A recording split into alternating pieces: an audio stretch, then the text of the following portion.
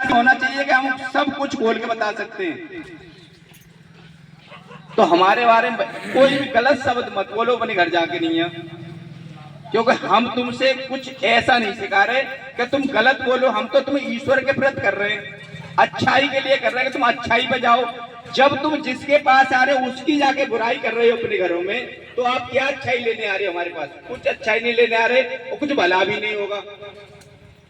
हम जिसके अधीन मस्तक होते हैं, हम उसकी बुराई करते हैं, कभी भी कुछ भी नहीं फलता, कुछ भी नहीं फलता।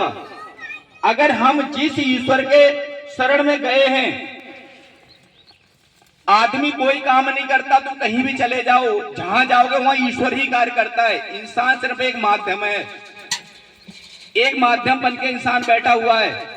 ईश्वर ने ही माध्यम बनाया है, कोई किसी को माध्यम नहीं बनाता और ना ही कोई किसी का कार्य करता, सिर्फ ईश्वर ही सबके कार्य करता है।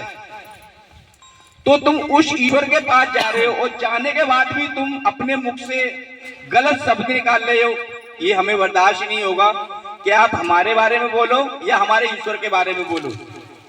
इससे बढ़िया तो आप परेशान भी हो रहे हो हमारे पास, फिर आप उल्टे शब्द भी बोल रहे हो, तो आपका कार्य होगा ही नहीं। तो इससे बढ़िया तो भैया अपने आप घर रहो तो बढ़िया है। हमें ऐसी किसी से लालसा नहीं है कि भैया आप नहीं आओगे तो हमारा कोई कार्य नहीं चलेगा। हम तो उस ईश्वर के लिए बैठे हैं, कोई नहीं आएगा जब भी बैठे हैं, आओगे जब भी बैठे हैं। हमें तो यहाँ बैठना है क्योंकि हमारी ये ड्यूटी है, हम उसके नौकर हैं, हम उसकी में तो उसका हुक्म बजा रहे, बजाना है, कोई आए जब भी और ना आए जब भी। तो हम क्या हुक्म नहीं बजाते उनका, हम तो जब भी हुक्म बजाते हैं। तो हम तुमसे यही कहेंगे, फिर नहीं तो फिर मैं एक एक की बताना स्टार्ट करूं।